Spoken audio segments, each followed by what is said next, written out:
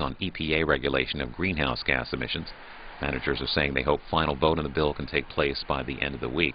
Senators will begin the day with an hour of general speeches. And we go live now to the U.S. Senate here on C-SPAN 2. Your voice and embrace your wisdom as they seek to keep our nation strong and lead the world into a new era of freedom. Lord, help our nation's leaders stand tall for righteousness. Endue them with stamina for the long days ahead. Bind them together as prayer partners as they deal with the diversity of ideas. And Lord, bless all who labor for liberty on Capitol Hill and their families. We pray in your sacred name. Amen.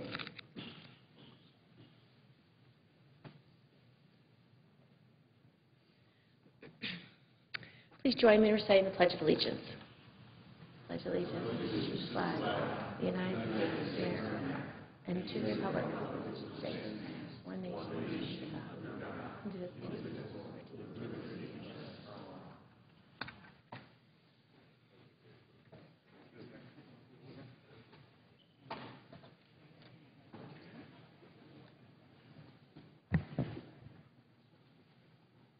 Clerk will read a communication to the Senate. Washington, D.C., March 30th, 2011. To the Senate, under the provisions of Rule 1, Paragraph 3 of the Standing Rules of the Senate, I hereby appoint the Honorable Kirsten E. Gillibrand, a senator from the state of New York, to perform the duties of the chair, signed Daniel K. Inouye, President pro tempore.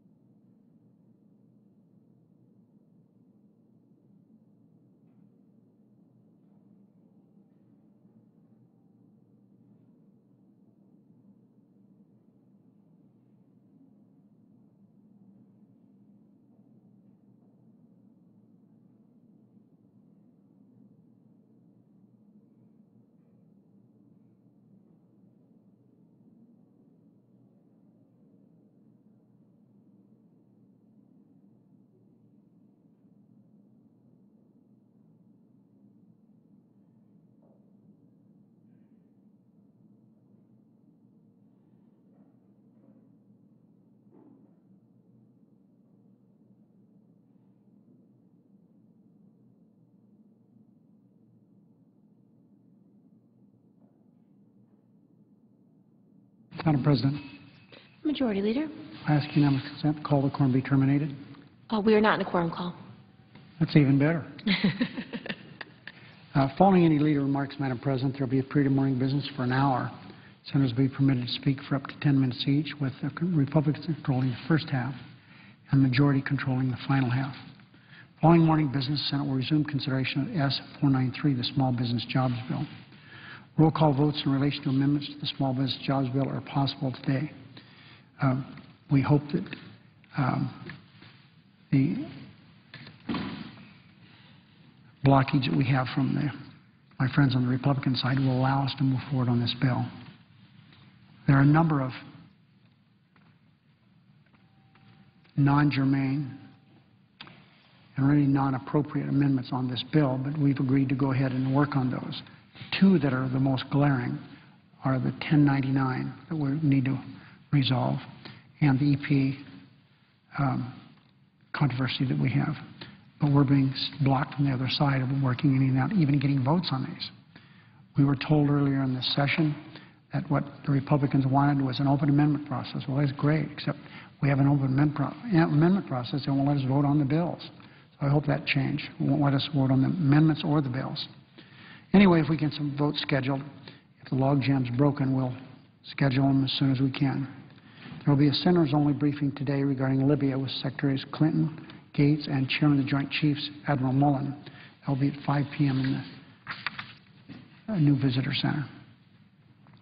Madam President, as the country watches, we continue to work toward a bipartisan, bicameral agreement to keep the country running. So let me update the Senate on where we stand. I want everyone to know how things looked from the beginning, but also let's talk about how they look right now from the negotiating table. Much of the criticism of the process has come from people who aren't even sitting at the negotiating table. I am, and so is Speaker Boehner. I'm glad he's returned to the conversation. It's obvious that he's a difficult situation on his hands, and I don't envy him in that regard. He's getting a lot of pressure from the Tea Party folks to dig in his heels, even if it hurts and destroys the recovery that we have going now.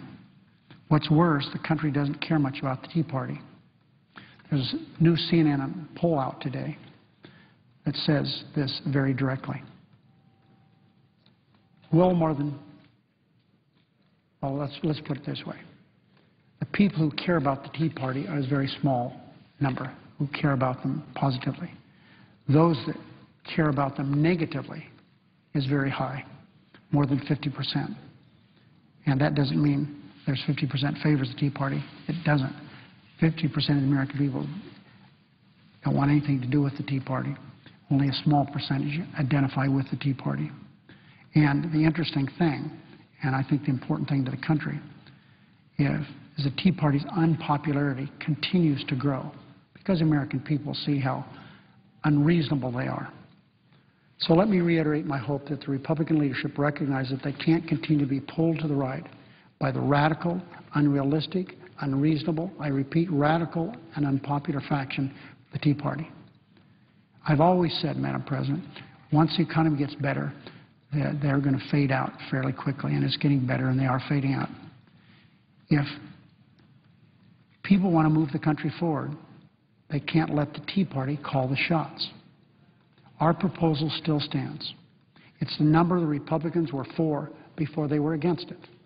We got that number by relying on reality, not ideology. So I repeat, we know the answer lies in the middle. Neither party can pass a budget without the other party. We've already proven that. Neither chamber can send it to the President without the other chamber.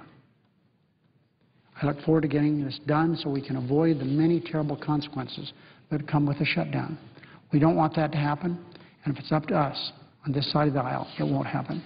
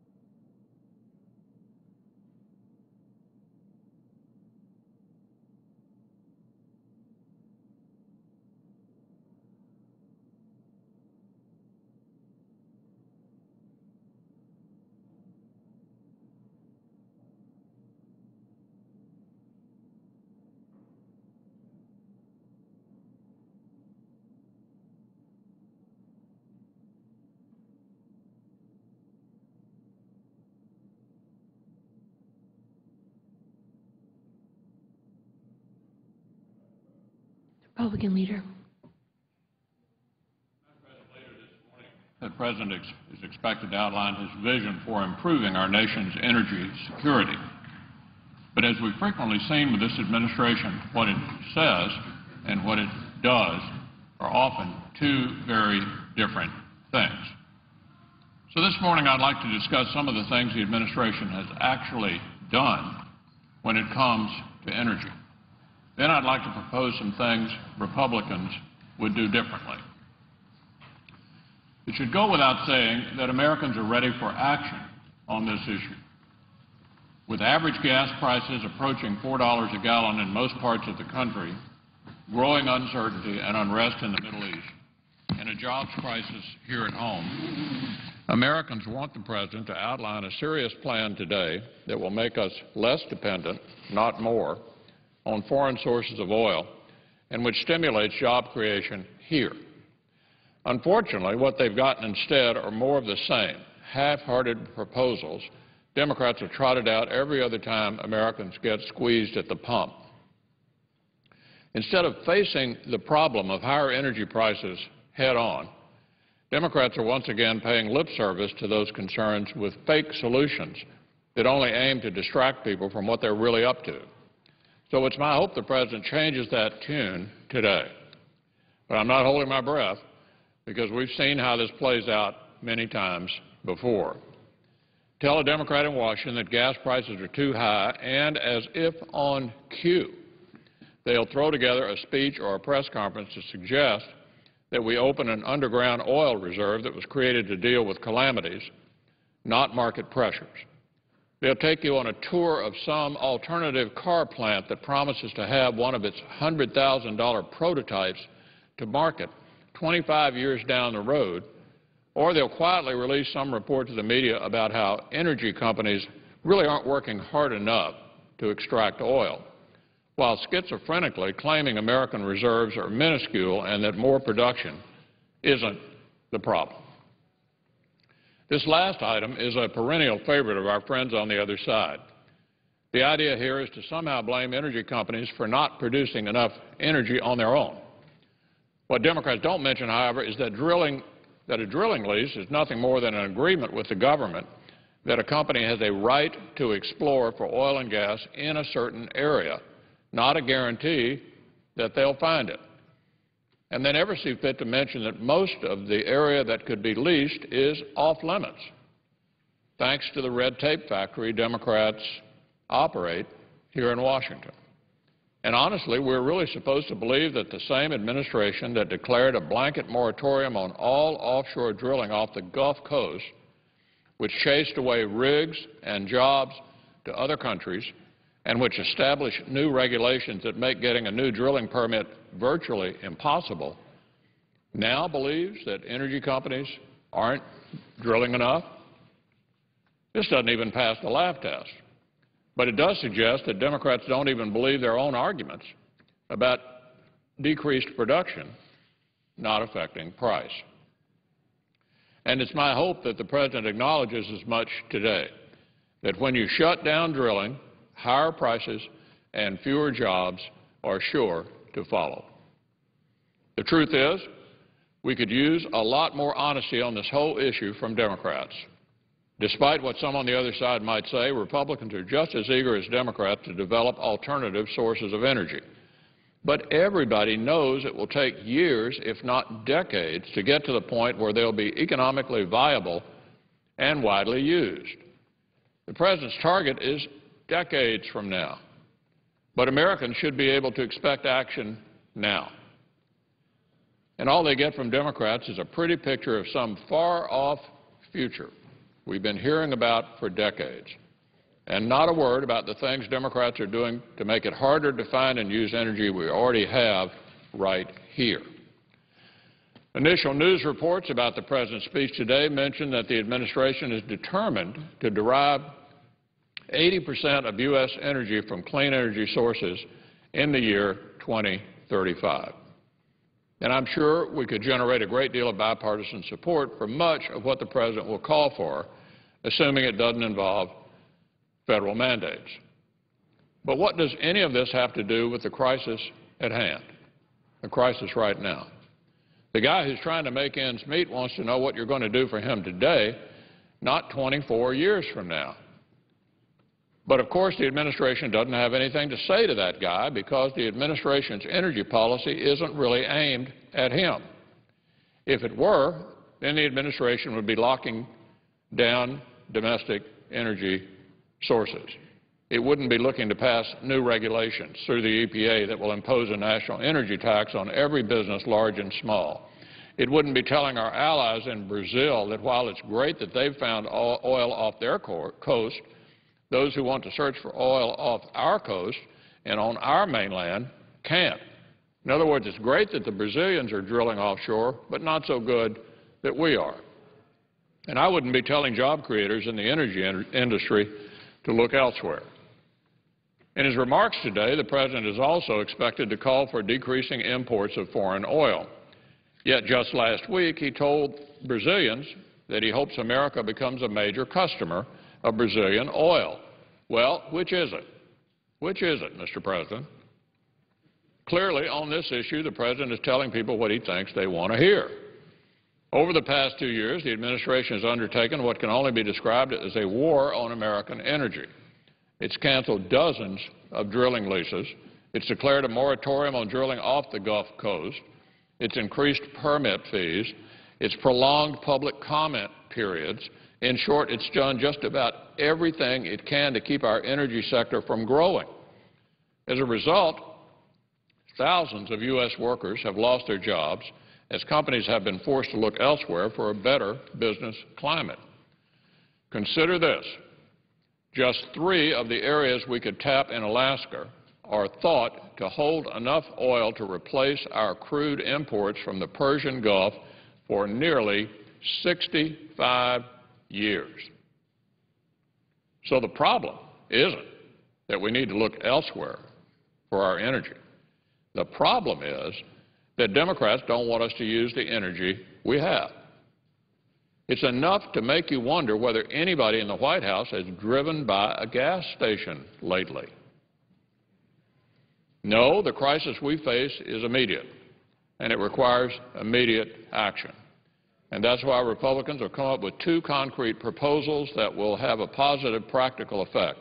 2 things we can do to give Americans relief, job creators a reason to hire, and make all of us less dependent on foreign sources of oil.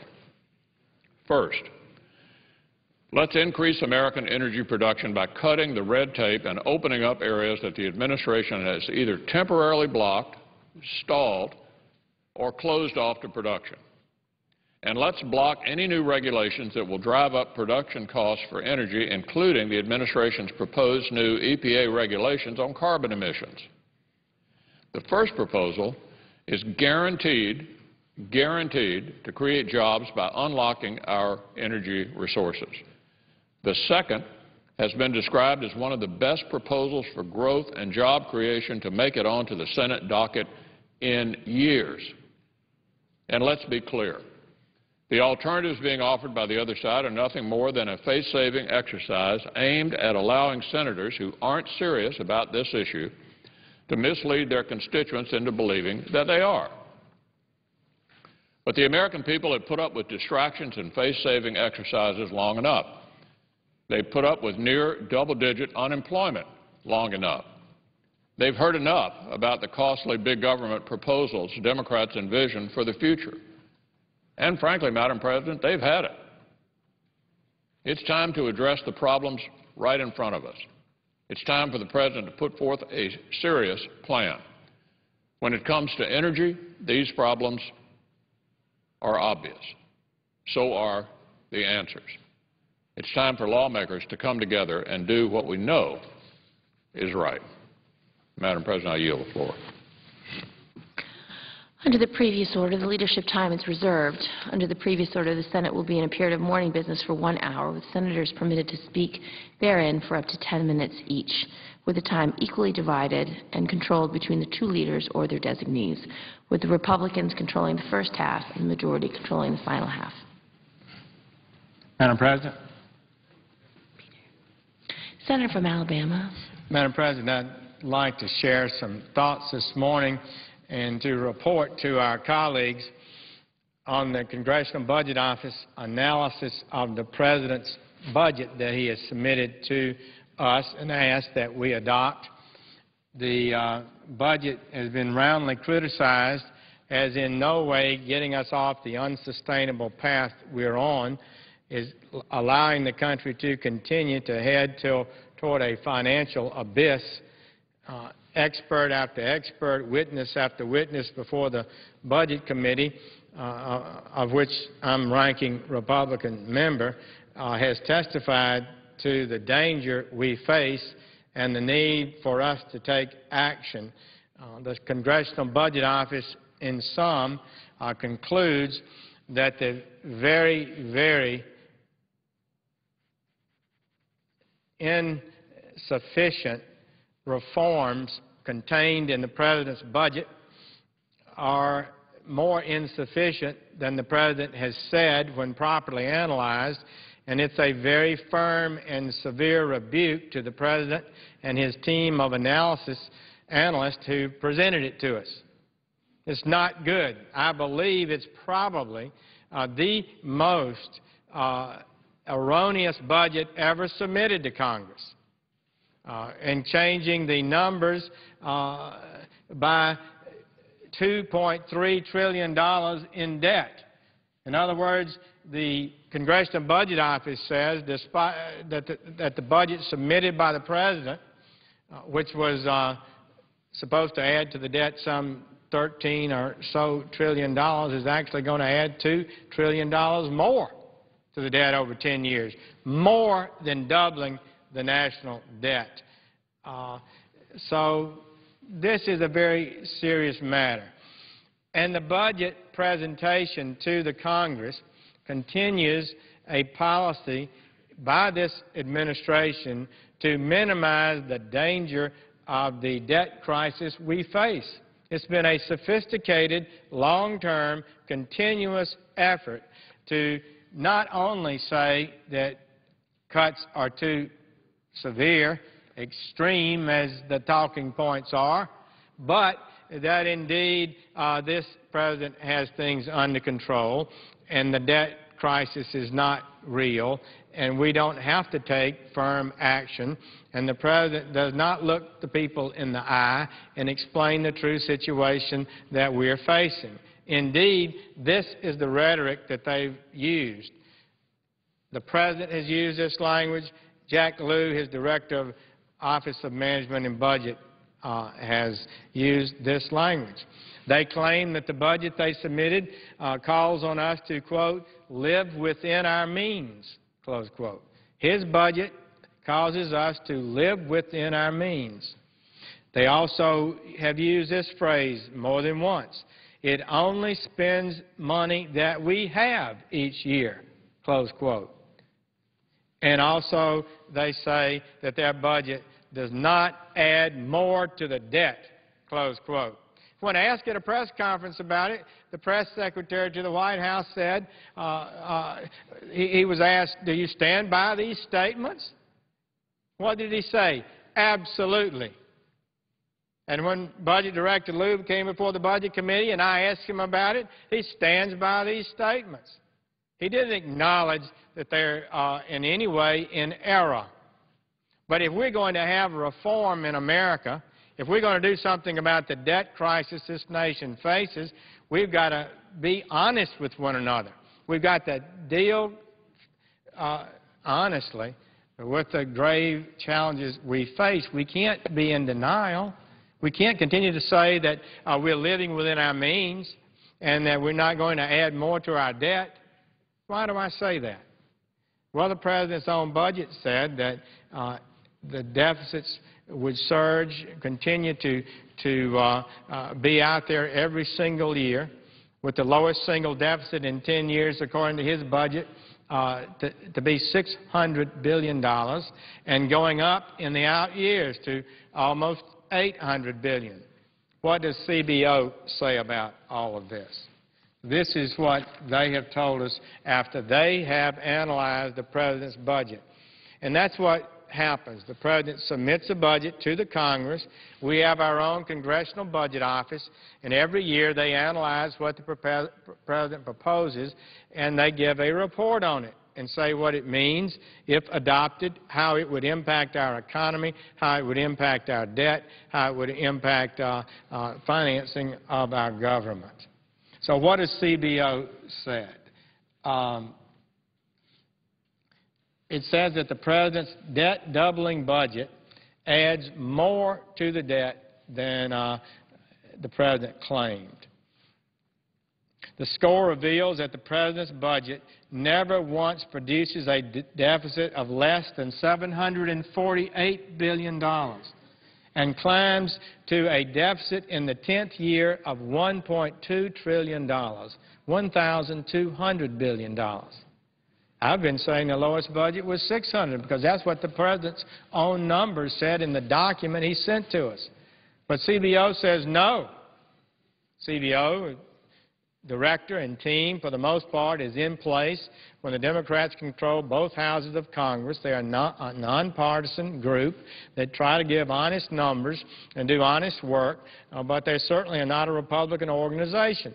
They say that the actual number was not going to be a $600 billion low annual deficit, but the lowest deficit would be $748 and increasing to $1.2 trillion. See, this is why the experts say we're on an unsustainable path. We cannot continue. How much is $1.2 trillion?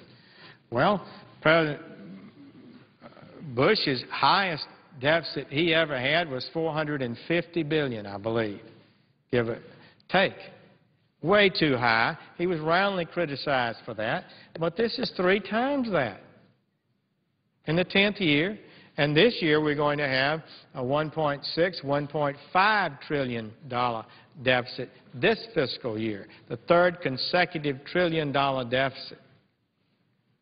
These are deficits the likes of which the nation has never seen before and cannot sustain. It puts us on a path that's a path to financial instability and danger. It's a path we must get off of. We can do so, but it's going to take some will. We're going to have to do some of the same things that our cities and counties are doing around America today. Also, the CBO said that using gimmicks, the $2.3 trillion in deficit spending and $1.7 trillion in increases of gross debt for the country. And very, very importantly, the debt to GDP, the comparison of our total debt to the total gross domestic product of America reaches 116% in the 10th year. So let's talk about that. Why is that important? Professors Rogoff and Reinhardt, who testified before our committee, written a very significant and highly regarded book. I believe Harvard and University of Maryland professors. And their book, the title of which is This Time It's Different, says that from a study of sovereign nations all over the world, when their debt reaches 100% of GDP, the economy is pulled down. It has a depressing effect on the economy. And when the economy will grow on average about 1% and less than it would have grown otherwise, which is very huge when you're talking about economic growth of 2, 3, 4%. To have a 1% reduction is a major drain on our economic growth, and growth is so critical for job creation and actually tax revenue to fund our government and get us out of the debt we're in. You can't borrow your way out of debt. The deeper you get into debt, the more it pulls down the vitality and growth potential of your economy. We've got to get off this path. And CBO says in the 10th year it will be $116 billion. Senator Conrad, the Democratic chairman of the Budget Committee, is very worried about this number. He had a chart about it at our hearing recently. He showed that this year, for the first time, this year, we will go over 100% of our GDP in national debt. It's about 95 now, and we'll go over 100%. And we'll stay over it under the President's budget. But the experts are telling us this is unsustainable. Something bad will happen to us. In addition, when Secretary of Treasury Geithner appeared before our committee, he acknowledged the Rogoff and Reinhardt analysis. He acknowledged that this high level of debt will weaken the growth in our economy, and he added this: this level of debt creates a greater potential for an economic kickback, an economic catastrophe, another recession could occur as a result of these high debts. CBO analysis reveals a number of other things that are disturbing because they're so plainly false, so plainly gimmicky, and so plainly designed to mislead the American people about the true nature of this budget that it again raises credibility questions about the White House and how they're explaining to the American people the situation that we're in. They seem to be denying that we're in a crisis. For example, this budget submitted by the White House assumes that there will be $315 billion for what we've referred to as the doc fix in the final 8 years of this 10-year budget. But there's no source of income for that. They don't propose a tax increase. They don't propose any income that would be there. And the CBO says no. You can't just assume money is going to appear when there's no source for this money. This is not a paid-for doc fix.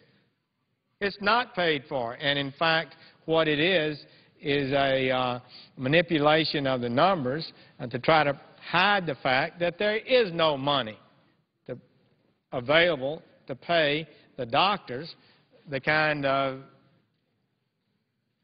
income that they need to continue to do Medicare payments. So real sore spot.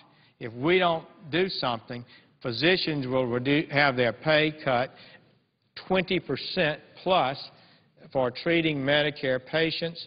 That's not a healthy thing. It cannot be sustained. Physicians will not work with another 20% cut. They get paid less from Medicare than any other source of work they do, unless it's the federal Medicare program, Medicaid program. And so that's not good. It's just made up. And CBO called a minute and said, no, you can't score income when you show no source of that income. And what about the transportation? There's a major increase proposed for spending in transportation next year, and their budget just assumes that there will be a $328 billion income surge for transportation, called a transportation tax. But it won't be a gas tax, we're told. I've referred to it as the not gas tax, because all we know about this tax is they say it won't be a gas tax. But they're talking about a $328 billion tax increase of some kind, but no proposal where it would be, how it would be imposed, whether Congress would ever vote for it or not. And they're not likely to vote for it, I have to tell you. So CBO says that's phantom money. You can't assume that you're going to have this money. You're not going to have it. You'll have to have a better plan than that, because otherwise your budget is just smoke and mirrors on that subject.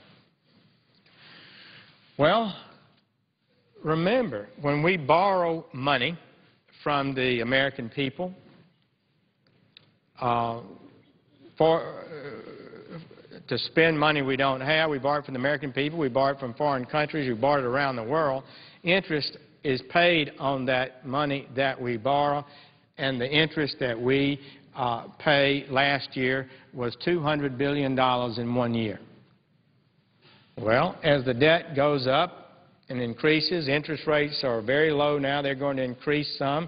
According to CBO's analysis, with the debt more than doubling in the next 10 years under the budget the President has submitted to us, the annual interest, please, colleagues, hear this, The annual interest in the 10th year of the President's budget is over $900 billion. That's about 1/4 of the entire government, what the entire government spends today. We spend about $3.8 trillion. This is almost $1 trillion in interest in 1 year. And frankly, I think CBO's estimate of what the interest rates are going to be on our debt are probably low. It could be well higher than that. It's this kind of debt where your debt is over 100% of GDP that puts you in a position where you could have a debt crisis kicking us back into another recession, as witness after witness has warned us. So I would say that what we've got to have from the President, really, and from our Democratic leadership here in the Senate is an honest evaluation of where we are. The President needs to look the American people in the eye and say, we are not on a course that we can sustain. Federal Reserve Chairman Bernanke told us in January we are on an unsustainable path. We have to get off of it. He said these numbers that project out here for 10 years, the doubling of the debt, Mr. Bernanke said, we're not going to get there because we'll have a debt crisis before we get there, and there will be much, much harder time in getting our finances in order than if we act today to get them in order.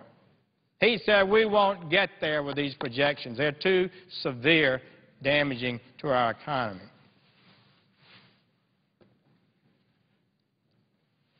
So, Madam President, I don't know what's the time left on this side. Republican side is 13 minutes. Some of my colleagues up here, I would be glad to yield the floor, but I would share a few more thoughts. The President's budget does some other gimmicky things. He claims that he has a 5-year freeze on non-defense discretionary spending. He told the American people that in the State of the Union address. We've looked at those numbers, and it appears pretty clearly that there is a 5% increase in the discretionary spending next year. How do they accomplish that? Well, they reclassify all discretionary transportation funding as mandatory spending and say it's not discretionary. They just declare it's mandatory spending, no longer discretionary, and they say they've reduced discretionary spending by $7 billion. Now, what kind of hokum is that? This is not worthy of the President of the United States and the Office of Management and Budget. To come in here and have a gimmick like that, just redefine discretionary spending and say it's there, and say, well, I have a freeze in discretionary spending. What else did they do? They hired another $9 billion in a reverse of that in one-time mandatory savings. Actually, they use it in the discretionary account, but they don't count it as increased spending. That's $9 billion. And the President proposed spending levels for next year will be even further out of whack as a freeze because this Congress is going to reduce the spending this year, hopefully by the full $61 billion that the House has asked that we reduce. Well, you say, Mr. Sessions, this is all just partisan bickering. But it's not partisan bickering.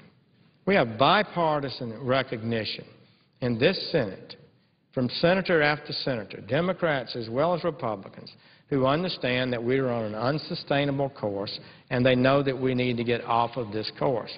But I have to be critical about the President because he's not telling the American people the severity of the challenge we have. He's not proposing a plan that will actually fix it, but actually he's proposing a plan that will make it worse.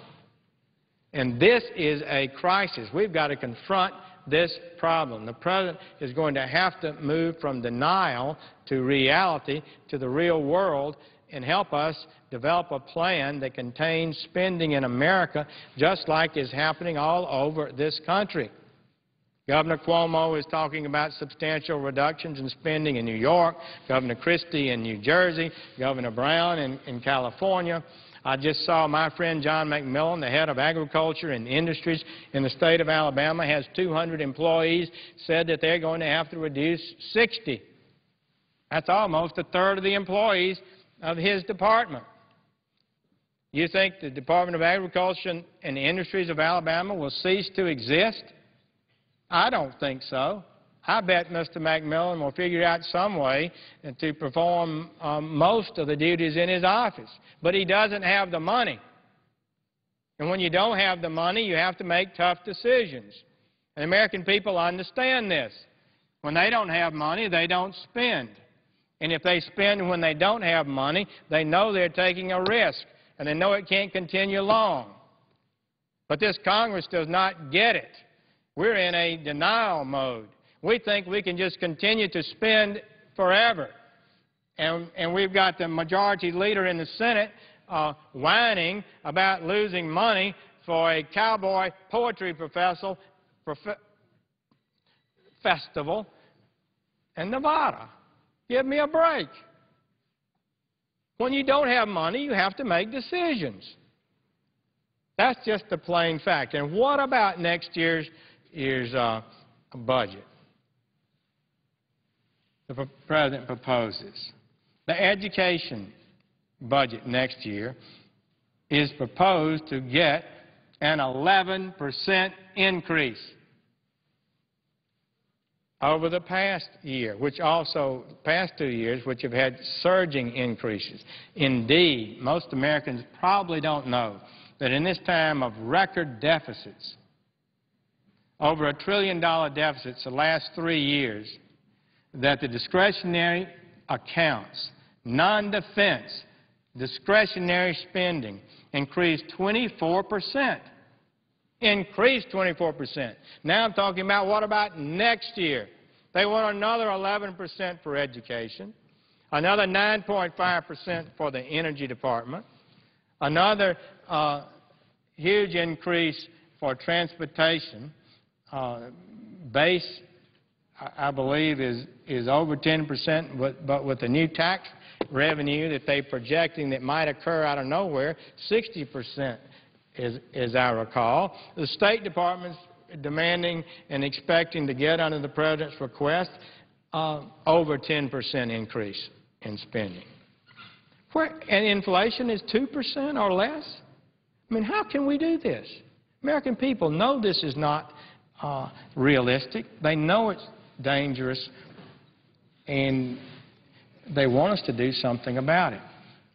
Frankly, I think that had something to do with the elections last fall. I think the American people were trying to send a message to a blind Congress that they expected us to do better on spending. But are we getting the message? We're proposing next year huge increases in spending, 5 times the rate of the inflation rate in America, and claim that's somehow frugal and living within our means. And when the lowest single deficit over the next 10 years is projected to be $740+ billion, that's unacceptable. And we've got to be careful about what we say about our economy. We have got to keep our economy moving forward. It's struggling. It's moving. We're having some good growth. We want to see that growth continue and expand. The job situation is not good.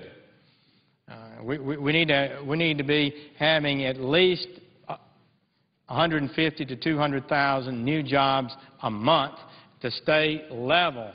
That's about where we've been, 150 or 200,000 jobs. They say this is great, but that's basically keeping us level. We need more job growth than that. It's better having some jobs being added than none. I acknowledge that, but it's not as strong as we need to be.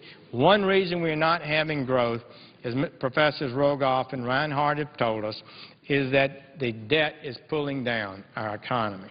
It's putting a cloud over our economy. The whole world is watching the United States. Are we going to go off the cliff, or will this Congress rise up and put us on the path to sound fiscal policy that creates confidence in our financial situation, creates investment, growth, and jobs? That's the road we need to be on. It's a tougher road. We'll have to make some hard decisions about spending, what programs are going to get money and what's not, and maybe all of them will have to take some sort of haircut. But we can do that, and we'll get the country on the right track, and America's not going to fall into the ocean if we make some reductions in spending. And I would just point out that it's difficult to do that when you're in a political world, according to the New York Times, where anybody that proposes to reduce spending is called an extremist.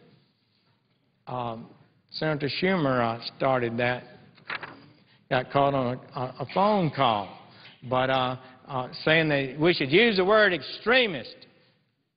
He cut $61 billion out of $3,800 billion in expenditure. That's what the House has sent over here to us, a proposal that we reduce spending under the continuing resolution by September 30th by $61 billion out of a total of $3,800 billion the federal government spends. And this is extreme, we're told, and the government's going to sink into the ocean, and we can't survive with these kind of reductions. So they had a meeting, and they all were right on message, according to the New York Times. We're urging Mr. Boehner to abandon the extreme right wing, close quote, said Ms. Boxer, urging the House to compromise on the scale of spending cuts and to drop proposed amendments that would deny funding for Planned Parenthood. Another senator said, referring to the House Republicans as right-wing extremist friends. He's a real nice senator. He didn't want to be too harsh, so he called them right-wing extremist friends. Better than not calling them friends, I suppose. Another senator decried Mr. Boehner giving in to the extremes of his party, close quote. And another closed by speaking of the, quote, relatively small extreme group of ideologues who are an anchor dragging down the budget negotiation process. Give me a break. $61 billion. If we can't do that, what does the world think about us? Did we really get a message from this election? Did we really understand that we are challenged now? But this is our time in history to face up to the fact that we are on an unsustainable fiscal course that will lead us, as Mr. Bernanke said, to economic disaster long before these projections come to a conclusion. We cannot continue on this course. We have to get off this course. We owe it to every working American not to put this country back into another recession. And the truth is, we can do these reductions in spending. This government is not going to sink into the ocean. We're going to continue to serve the American people. And if we do it, we'll get us on the right path, and this economy can continue to grow knowing that we've gotten our fiscal house in order. It's not that hard. I urge my colleagues to do so.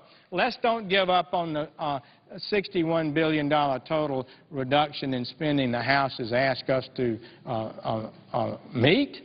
Let's do it, and let's be proud of it. Let's know then that we've done something that will amount to a real change in the debt trajectory we're on.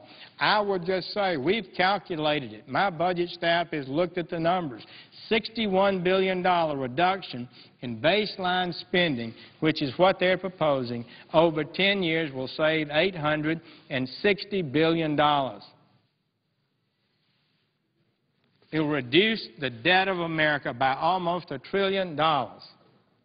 And we need to do more of those kind of things in the months ahead. And if we do so, we can change the trajectory we're on. So I urge my colleagues, don't be here talking about splitting the baby and just seeing how little we can reduce spending. Let's go on and accept the House number. Let's embrace it.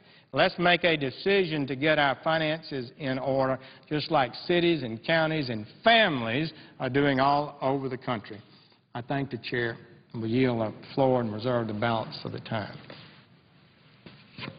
Madam President. Senator from Hawaii.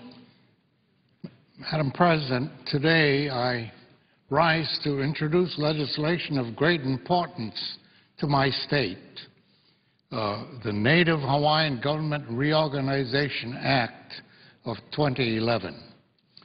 This bill will ensure parity in federal policy as it relates to the Native Hawaiian people. It would put them on equal footing with American Indians and Alaska Natives. I have sponsored this common sense legislation since the 106th Congress. Last December, I spoke here on the Senate floor to reaffirm my commitment to enact this legislation. I made it clear to my colleagues and my constituents that I would be introducing this legislation in the 112th Congress. I am moving forward with the legislation that was reported out of the Senate Committee on Indian Affairs in the 111th Congress. Throughout my Senate career, I have been a member of the Committee on Indian Affairs. I have worked diligently with my colleagues on the committee to champion legislation to improve conditions for our Native communities across the nation. At the beginning of the 112th Congress, I became the chairman of this committee. I look forward to working on the many pressing issues for American Indians, Alaska Natives, and Native Hawaiians. Reconciliation between the United States and the Native Hawaiian people will be a top priority for me. In 1993, I sponsored a measure commonly known as Apology Resolution. This resolution was signed into law by President Bill Clinton. It outlined the history prior to and following the overthrow of the Kingdom of Hawaii, including the involvement in the overthrow by agents of the United States. In the resolution, the United States apologized for its involvement and acknowledged the ramifications of the overthrow, and it committed to support reconciliation efforts between the United States and the Native Hawaiian people. However, additional congressional action is needed. My legislation allows us to take the necessary next step in the reconciliation process. The bill does three things. First, it authorizes an office in the Department of Interior to serve as a liaison between the Native Hawaiians and the United States. Second, it forms an interagency task force chaired by the Departments of Justice and Interior and composed of officials from federal agencies that administer programs and services impacting Native Hawaiians. Third, it authorizes a process for the reorganization of Native Hawaiian government for the purposes of a federally recognized government-to-government relationship. Once the Native Hawaiian government is recognized, an inclusive democratic negotiation process representing both Native Hawaiians and non-Native Hawaiians would be established. There are many checks and balances in this process. Any agreements reached would still require the legislative approval of the state and federal governments. Opponents have spread misinformation about the bill.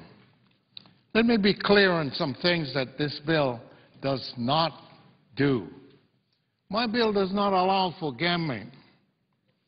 It does not allow for Hawaii to secede from the United States. It does not allow for private land to be taken.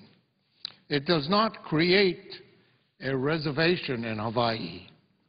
What this bill does do is allow the people of Hawaii to come together and address issues arising from the overthrow of the Kingdom of Hawaii more than 118 years ago. It is time to move forward with this legislation.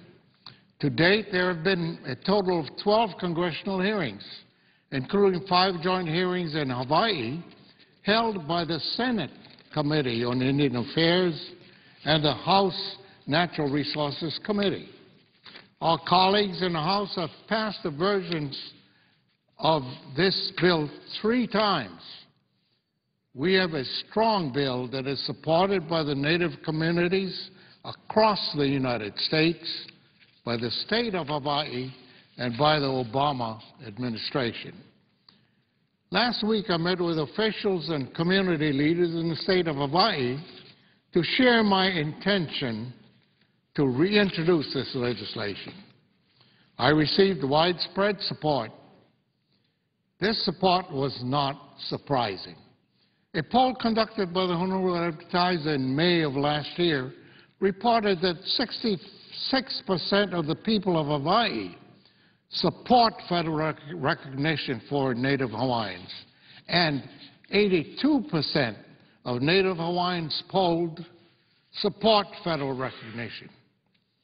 My efforts have been the support of the National Congress of American Indians, the Alaska Federation of Natives, and groups throughout the Native Hawaiian community, including the Association of Hawaiian Civic Clubs, the Native Hawaiian Bar Association, the Council for Native Hawaiian Advancement, and 2 state agencies which represent the interests of Native Hawaiian people, the Office of Hawaiian Affairs and the Department of Hawaiian Homelands.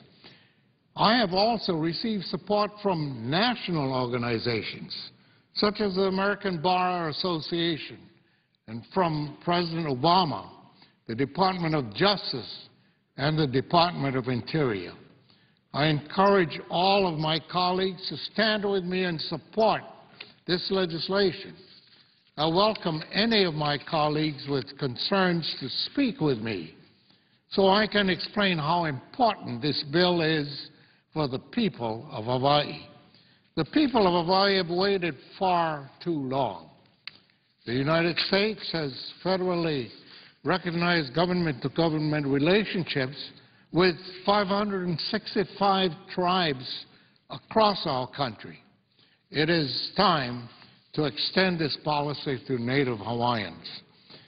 Madam President, I ask unanimous consent that the text of this bill be printed in the record. Without objection. Today, I will also be introducing legislation addressing the Supreme Court ruling in Carcieri versus Salazar, and will be co-sponsoring the Helping Expedite and Advance Responsible Tribal Home Ownership Act of 2011, also known as the HEART Act, sponsored by my colleague, Vice Chairman John Barrasso. Madam President, I ask that my written statements on the introduction of these bills be inserted into the record at the appropriate place. Without objection. I yield back the balance of my time.